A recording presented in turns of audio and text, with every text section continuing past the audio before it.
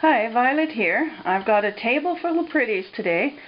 A few people asked me to show the flowers that I made with the dyed doilies, but I did more than that. I had quite a few dyed doilies and some laces too, but I decided I wanted to do something else with the round doilies, so I did starching over bowls.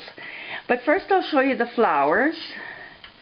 These are the flowers I made. There's some cream and white ones that I did first with what I had before I dyed the doilies. They're all following Lily's doily flower pattern, and I'll put the link to her channel where she explains it. It's just some of them I put an extra doily at the back or felt, and then I put another little doily, and then I did the folding technique, the quarters of fold the doilies into kind of quarters, and you can fluff them up. So I did some white ones and some ecru ones previously, and then after I did the doily dyeing, I had such fun making these, and they do fluff up nice. I made all the little centers with flat back pearl and a small buckle, and I really like them all the same. I did a few others, but so they fluff up nice. These are all lily type flowers except this one, which was just extra pieces added. And I saved the centers of the doilies to add, like where you cut the doilies apart. I mean, there's just a little piece, and I saved those to put on top of, to cover the middle fold, and it makes a nice little center for these. So those were those. I did do quite a few batches of dyeing, like I said. So I kept the same color a lot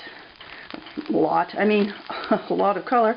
I kept the same pieces of doily of that dyeing batch in envelopes or little baggies so that I could keep them separate, because some of them dyed like different shades of the colors. I didn't dye too many pink ones, so I think I'll do some more pink. But this way, I can keep them all separate, and then when I go back to make more, I have them separated. This one is a little different. This one has the little stars, and it's a little harder to fold because they're quite small. So that's why I made this doily flower with the center in there with the little star like. So I would cut them, just a second, here I have, and I still have a whole pile that I haven't cut into yet.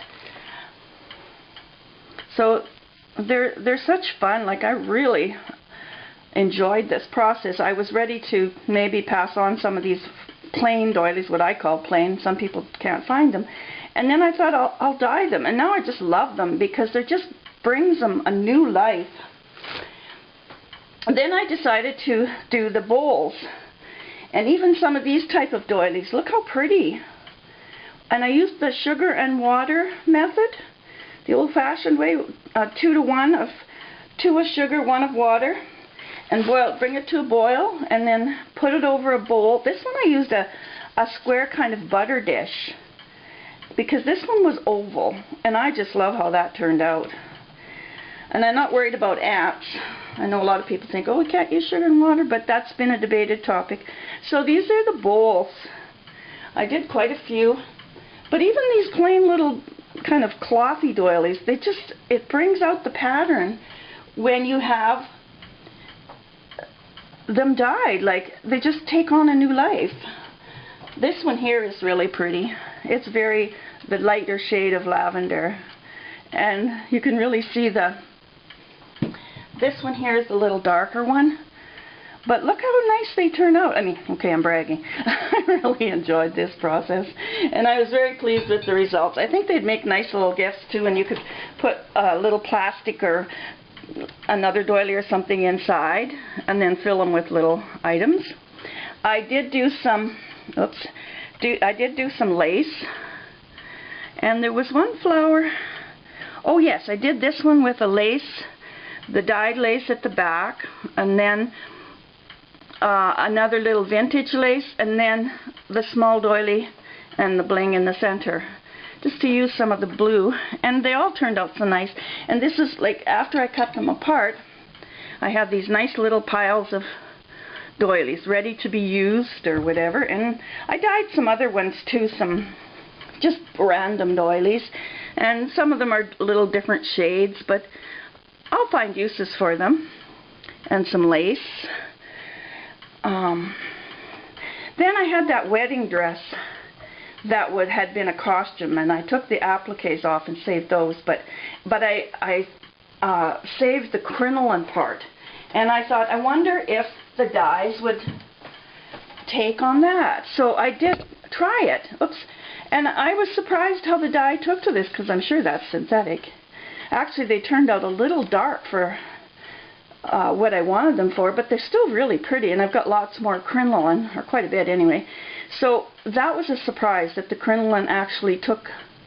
And these I used some Rit dye, and I used that Dylon dye I have. They're both powders. I think they're older ones.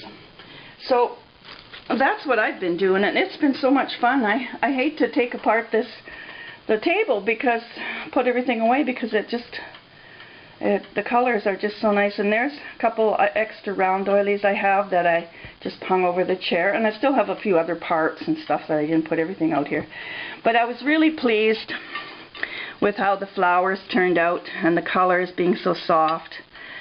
So if you want to learn how to make these ones, they've been on the internet for a while on Lily's channel, and like I say, I'll put the link so you can make them, and they go quick and they're lovely. And like she says, you can fluff them up, like especially like I sent someone one, it'll get there kind of squished.